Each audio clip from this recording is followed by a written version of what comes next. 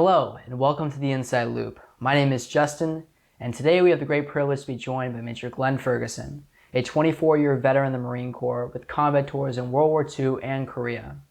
After earning his wings at Pensacola in 1946, he saw action over China as a dive bomber pilot, then in Korea as a medical evacuation helicopter pilot, and was a pilot for Marine One under President Eisenhower. He volunteers with the Flying Leatherneck Foundation and founded the Irene Ferguson Marine Wife Recognition Award. Thank you for your service to your country and your community. So recently, we've been getting a lot of questions through our educational initiatives, and we found it was necessary to pass those questions along to people that can answer them. And more specifically, former veterans and friends of the museum. And so if you have a question that you would like answered about the military and about military life, questions ranging from what does it feel to fly a fighter jet, or what does a Marine actually do? Email us at flyingleathernecks1912@gmail.com, and you might be featured in an upcoming episode. So thank you for your support during these times, and without further ado, our first question is from Ben.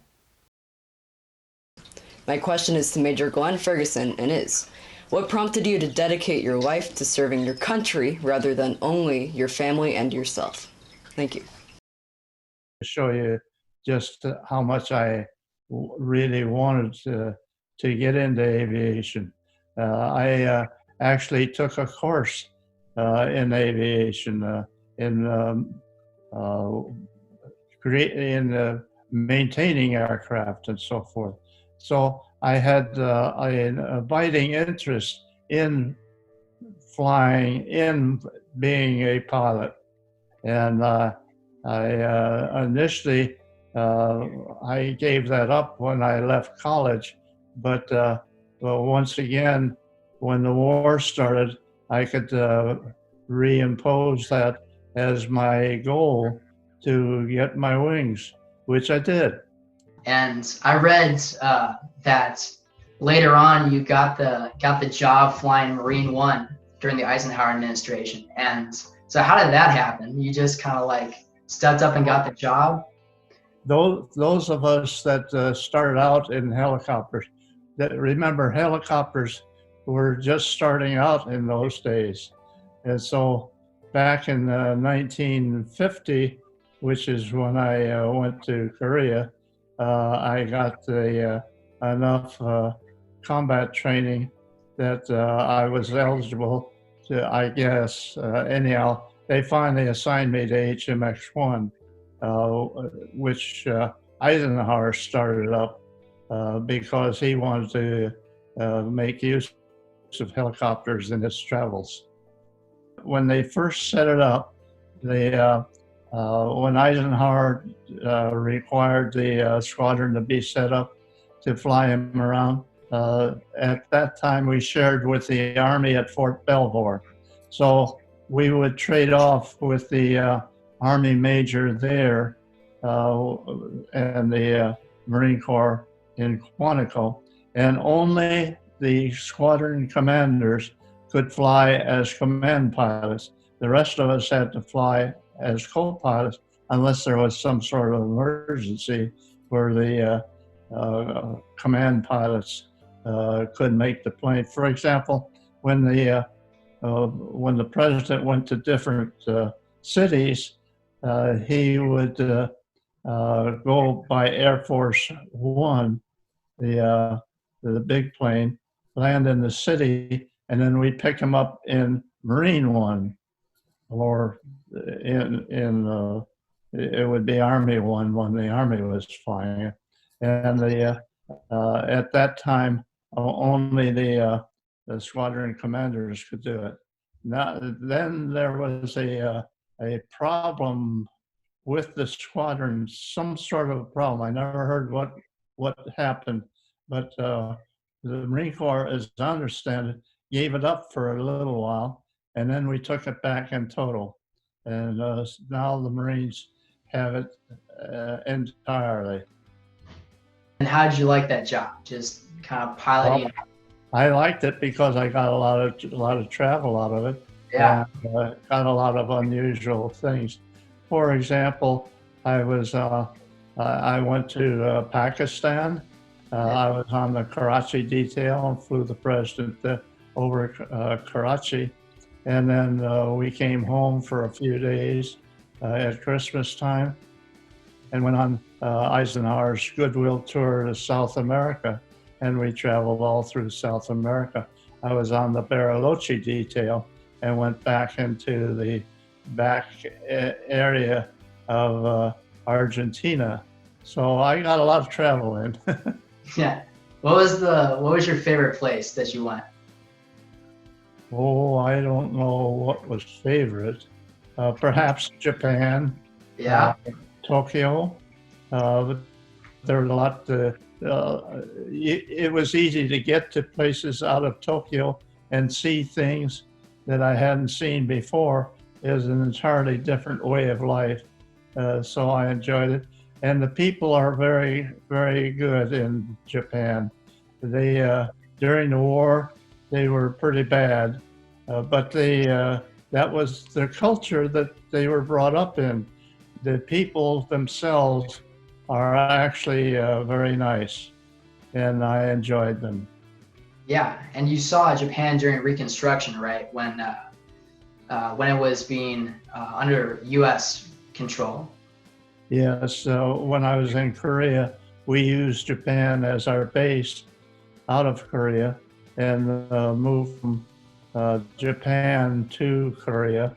And that's when we went on R&R in between our jobs flying in Korea. When we went on R&R, rest and relaxation, we would go to Japan, Itami, Japan. And then from Itami, we could take a train and go wherever we wanted to, because we usually had 5 days.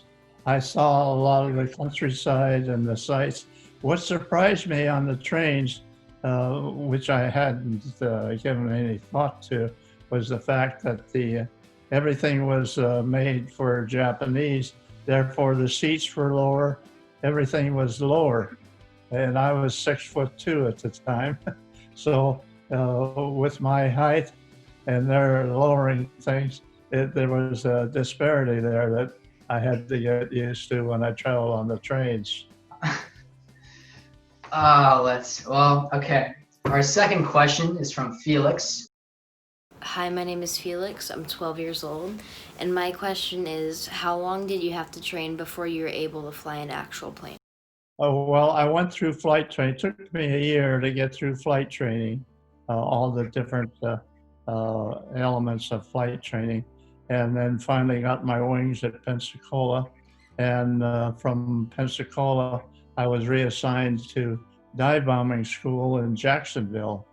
And so it took me a year to get to that point where I was reassigned into dive bombers. And then I stayed in dive bombers for quite a while. Actually went to North China, went to Hawaii, and then on to North China. So I had quite a bit of time in dive bombers before I was transferred to other planes. Of course, when everybody got their wings, we all wanted to fly fighter planes. The Marine Corps assigned you where they needed you. And in my case, they needed me in dive bombers, so that's where I went, which was fine with me. Let's see, you were stationed in Hawaii, is that correct? Yes, we formed up a squadron. A whole bunch of us were sent from Miramar to form up a squadron 343 in Hawaii. And we trained there. We were supposed to bomb Tokyo. That was where we were originally going to go. And we expected 1 million casualties from the onslaught that would occur when we took on fighting in the mainland in Japan. But then when the Truman dropped the bomb, that cut that short. So my orders were changed to North China rather than bombing Tokyo.